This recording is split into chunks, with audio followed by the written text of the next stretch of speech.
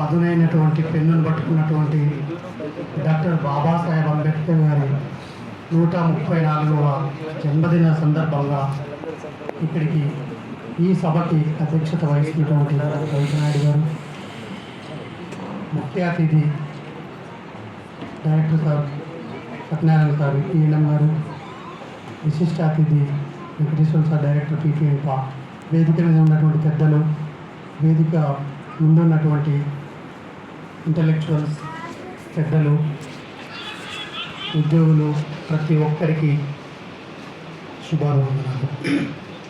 నేను only 90 seconds మాట్లాడుతున్నాను because of time. అయితే డాక్టర్ బాబాసాహెబ్ అంబేద్కర్ గారు ఈ భూగోళ చరిత్రలో ఎందుకు ప్రతి ఒక్కరం అంబేద్కర్ అంబేద్కర్ అంటున్నాము? అసలు వాట్ ఈస్ ది స్పెషాలిటీ? 2500 సంవత్సరాల క్రితం గౌతమ బుద్ధుడు, సిద్ధార్థ గౌతమ గారు గౌతమ బుద్ధుడిగా మారినప్పటి నుంచి, ఆయన తర్వాత జీసస్ క్రైస్ట్ నుంచి, తర్వాత మొహమ్మద్ సల్లల్లాహు అలైహి వసల్లం మొహమ్మద్ ప్రవక్త నుంచి, తర్వాత వచ్చినటువంటి ఎంతోమంది పెద్దలు, పూజ్యులు, గౌరవనీయులతో పాటుగా వెస్టర్న్ కంట్రీస్లో ఎంతోమంది రెవల్యూషన్స్ ఉన్నారు.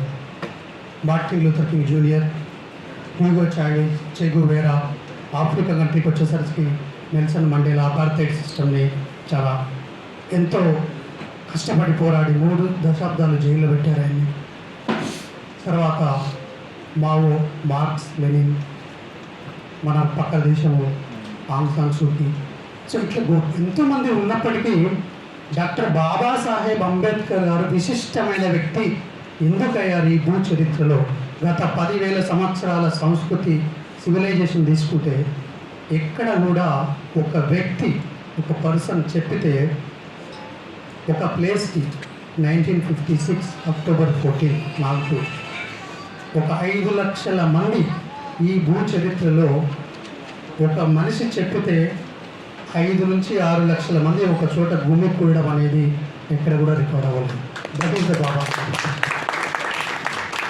సో వీళ్ళందరికీ భిన్నంగా డాక్టర్ బాబాసాహెబ్ అంబేద్కర్ గారు ఏం చేశారంటే, వీళ్ళందరూ కూడా పోరాడారు, మీటింగ్లు పెట్టారు, రెవల్యూషనిస్ట్గా చేశారు, రకరకాల ప్రసంగాలు ఇచ్చారు. కానీ బాబాసాహెబ్ అంబేద్కర్ గారు తన మేధస్సుతోటి ప్రపంచాన్ని philosophy, spirituality, economy, politics, what not, ఈరోజు ఏ సబ్జెక్టు తీసుకున్న భారతదేశంలో డాక్టర్ బాబాసాహెబ్ అంబేద్కర్ గారి పేరు తీయకుండా, ఆయన ప్రస్తావన లేకుండా ఏ సబ్జెక్ట్ కూడా వీ కెనాట్ డిస్కస్ అబౌట్.